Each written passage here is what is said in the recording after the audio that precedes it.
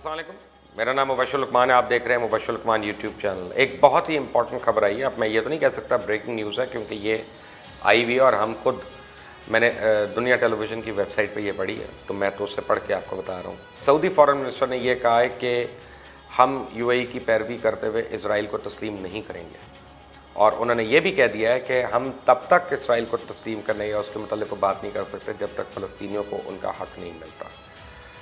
अब बेसिकली तो ये बहुत बड़ा बयान है, बहुत बड़ी पॉलिसी स्टेटमेंट है, और ये जितना इंडियन मीडिया इस वक्त तक चीखें मार रहा था कि पाकिस्तानियों को वो दी है, वो तल्ख कलामी की है जी, और शट अप कॉल दी, और ये दिया वो दिया, अब वो सबको उनके ऊपर ओस पड़ जाएगी। उनको पता चल जाएगा कि सऊदी अरेबिया का पाकिस्तान का मौक़िफ़ एक है। लेकिन मैं ये समझता हूँ इसके अंदर की रीड बिटवीन द लाइन्स एक और चीज़ भी है जो बड़ी इंपॉर्टेंट है, और वो ये है कि हम ये देखते हैं कि सऊदी अरेबिया के अंदर इसराइल को एक सर्टन एक्सेस ज़रूर हासिल है कि जब वो उनकी एयर स्पेस यूज़ करता है, जब उनके फ़ाइटर्स उनके एयर स्पेस यूज़ करते हैं, जब उनके कमर्शियल जहाज़ उनकी एयर स्पेस यूज़ करते हैं, और जबकि काफ़ी इल्ज़ामात हैं, लोग कहते हैं उनके पास एविडेंस है कि जी इसराइल को तेल जो है वो भी यहीं से जा रहा है, तो इसका मतलब है कि एक बैकडोर चैनल तो उनका बिल्कुल खुला हुआ है और वो सही चल रहा है।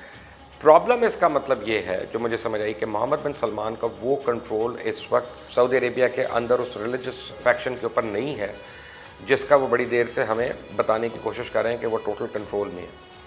तो इसका मतलब है कि सऊदी अरेबिया के अंदर खुद इसके ऊपर बहुत ज़्यादा तशवीश है, और अगर किंग सलमान की सेहत अच्छी होती, बेहतर होती, तो MBS शायद उनके फैसले डिफरेंट होते। अब क्योंकि किंग सलमान जो है वो खुद वेंटिलेटर के ऊपर है, उनकी तबीयत बहुत ख़राब है और डॉक्टर से कोई उम्मीद नहीं उनकी ज़िंदगी की, तो MBS को अपना एक्सेशन का जो है ना वो बड़ी मुश्किल लग रही है कि हाउस ऑफ सऊद के अंदर से उनके ख़िलाफ़ लोग ना हो जाएं।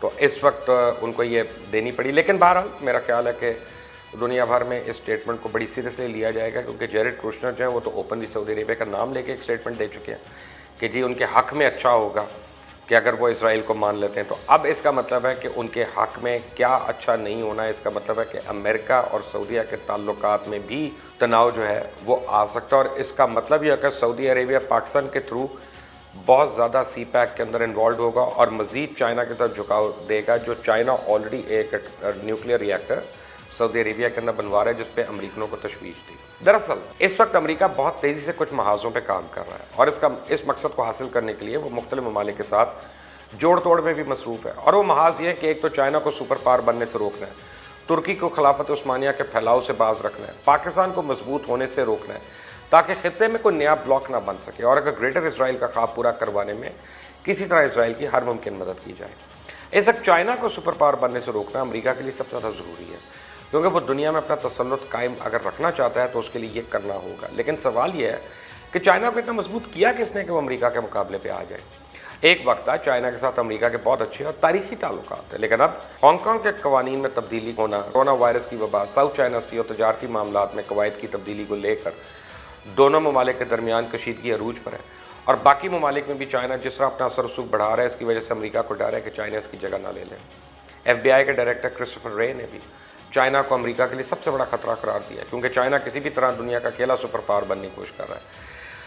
दरअसल एक वक्त था ना जब अमेरिका ये सोचता था कि चाइना बड़ी मार्केट इकॉनमी बनेगा, मुल्क में बड़ा मुतवस्सित तबका होगा, वो अपनी हुकूमत से मुतालबा करेंगे हमें सियासी हकूक दो, और कुछ अर्से के बाद चाइना एक जमहूरियत में तब्दील हो जाएगा, साथ ही कम्युनिस्ट पार्टी महदूद और लिमिटेड हो जाएगी, और अमेरिका जैसा चाहेगा चाइना को डिक्टेट कर लेगा जैसे बाकी जमहूरियतों को करता है।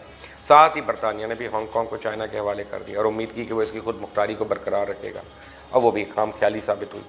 चाइना जमहूरियत में ना तो तब्दील हुआ, लेकिन माशी तरक्की ने वहाँ खूब जोर पकड़ा, जिसकी वजह से अमेरिका में लोग चाइना से नाराज़ होना शुरू हो गए। यहाँ तक कि पहले सदर बुश और फिर बराक ओबामा दोनों ने अपने अपने अदवार में चाइना को निशाना बनाते हुए ये बयान दिए कि इंडो पैसिफिक में ताकत का तवाज़ुन बिगड़ रहा है और चाइना इसका फ़ायदा उठा रहा है, इसलिए हमें एशिया में दूसरी जमहूरी ममालिक के साथ भी ताल्लुकात बढ़ाने की ज़रूरत है। इस वजह से अमेरिका इंडिया के करीब होता गया, और इस वक्त अमेरिका इंडिया को चाइना के ख़िलाफ़ इस्तेमाल कर रहा है। लेकिन कई साल पहले ये ख़तरा भांप लेने के बावजूद अमेरिका की इक़्तिसादी पॉलिसीज़ में कोई तब्दीली नहीं आई, और चाइना के साथ अमेरिका के तजारती मरासिम बढ़ते चले गए। अमेरिका ने ही चाइना को बड़ा मजबूत कर दिया, चाइना को आलमी तजारती इदारे की रुकनीत भी दे दी, जिससे इसको दूसरी मीशतों तक रसाई हो गई। अब उसका नतीजा ये हुआ कि इस वक्त दुनिया के 2 तिहाई ममालिक का सबसे बड़ा तजारती पार्टनर जो है वो चाइना है, जबकि कुछ साल पहले तक या तो ये मकाम यूरोप को और उससे पहले अमेरिका का हुआ करता था। 2006 में अमेरिका का दूसरा सबसे बड़ा तजारती पार्टनर चाइना बन चुका था। फिर 2010 में चाइना जापान को पीछे छोड़ के दुनिया की दूसरी सबसे बड़ी मीशत बन गया और अब चाइना सुपर पावर बनने के करीब है। तो अमेरिका को लगता है कि चाइना अमेरिका का सबसे बड़ा दुश्मन है, इसलिए अब इसके खिलाफ एक आलमी महाज खोल दिया। लेकिन अमेरिका अगर चाइना का सरसूख कम करना चाहता है तो इस पर सिर्फ दो रास्ते हैं, या तो जंग की जाए या फिर दूसरे ममालिक को साथ मिलाकर इसकी मीशत को डैमेज किया जाए। चाइना दूसरे ममालिक में बहुत ज़्यादा पैसा लगा चुका है, मुल्क से बाहर भी इसका रिजर्व बढ़ रहा है और ये तब तक ही जारी रह सकता है जब तक जंग ना हो। यही वजह है कि साउथ चाइना सी में, जहाँ इस वक्त सूरत हाल बहुत कशीदा है, अमरीकी बेड़े बेड़े चाइना के पानी के करीब तैनात हैं। अमेरिका और चाइना दोनों फौजी मशक़ें कर रहे हैं, लेकिन फिर भी चाइना ने अपनी बहरी फौज को हुक्म दिया कि वो अमेरिका पर किसी सूरत पहले हमला ना करे। और दूसरी तरफ अमेरिका भी जानता है कि अगर जंग होती है तो बहुत बड़ा दिफाई बजट होने के बावजूद अमेरिका के लिए चाइना का मुकाबला करना आसान नहीं है।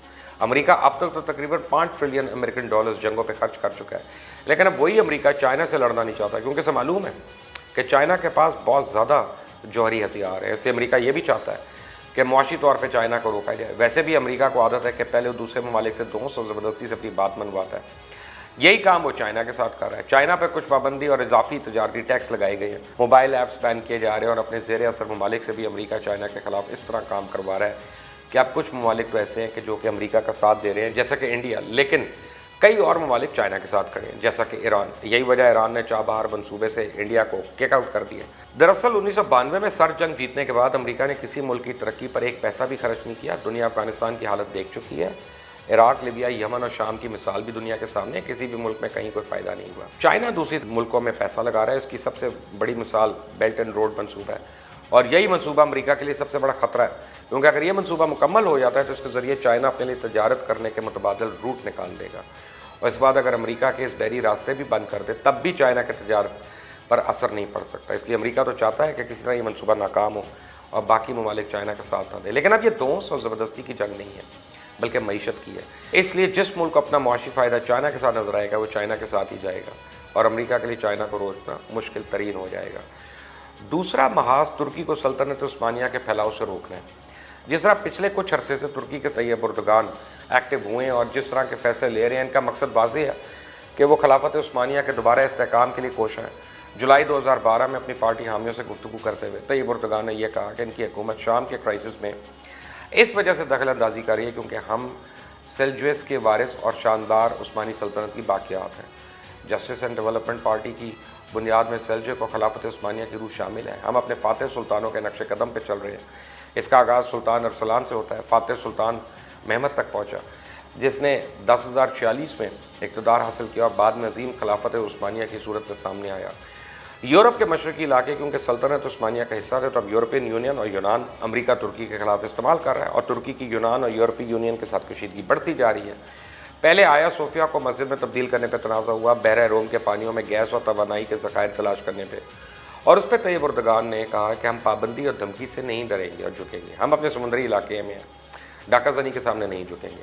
फ्रांस ने भी ऐलान कर दिया कि वो ईरान की मदद के लिए मशरकी बहरा रोम के इलाके में अपनी मौजूदगी में वक्ती तौर पर इजाफा कर रहा है। तुर्की और अमेरिका की हालिया मुखालफत दरअसल ईरान से तेल और गैस की खरीदारी और रूस से मिसाइल सिस्टम की खरीदारी पर थी।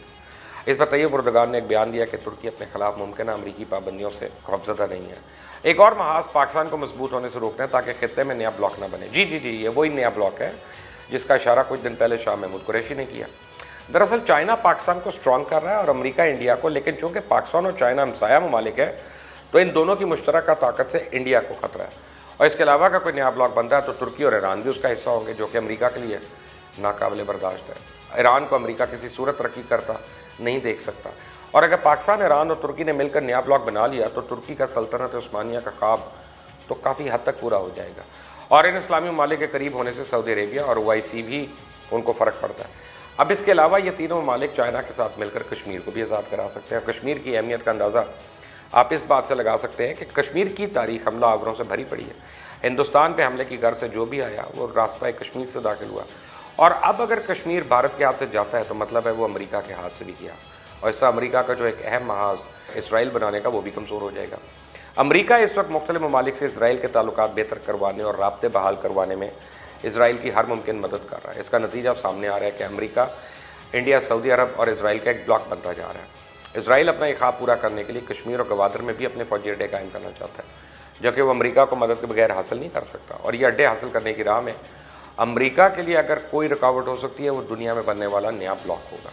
और फिर सबसे बड़ी रुकावट चाइना है, और इसलिए चाइना को शिकस्त देना अमेरिका का असल मकसद है, जिसके लिए इसने ये सारे महाज खोले हुए हैं ताकि अमेरिका के मुकाबले पे कोई दूसरा मुल्क सुपर पावर ना बन सके। बहरहाल अब ये जो सऊदी फॉरेन मिनिस्टर की स्टेटमेंट आई है, जो उन्होंने बर्लिन में दी, जो मैं आपको वीडियो के शुरू में बताया, वो बहुत ही ज़्यादा डीप स्टेटमेंट है। मैं इस पर थोड़ी तहकीक कर लूँ क्योंकि ये अभी अभी मेरे सामने स्टेटमेंट आई है, तो कल या परसों तक आपको मैं बताऊंगा। और मुझे एकदम से जो फीलिंग हुई कि शायद एक वो कहते हैं ना कि अंधे को क्या चाहिए, दो आंखें, या आप समझें कि उम्मीद की एक किरण जो आपको नज़र आती है, आप उसके सहारे बहुत बड़े बड़े पहाड़ बनाना शुरू हो जाते हैं। लेकिन अगर ये बात हो गई और इसी तरह हुई जिस तरह रिपोर्ट हो रही है, और इस पर अगर सऊदी हुकूमत डट गई और वो फिर चाइना के साथ मिल जाती, क्योंकि चाइना उनका सबसे बड़ा ख़रीदार होगा, तो फिर किसने सोचा है कि ईरान और सऊदी अरेबिया शायद एक दूसरे के करीब होना शुरू हो जाए? इस पर ज़रा सोचेंगे, गौर करेंगे, कुछ शवाहिद इकट्ठे करते और आप तक लेके आएंगे कि क्या ऐसा मुमकिन है, अपने किसी अगले वीडियो में। लेकिन आपके लिए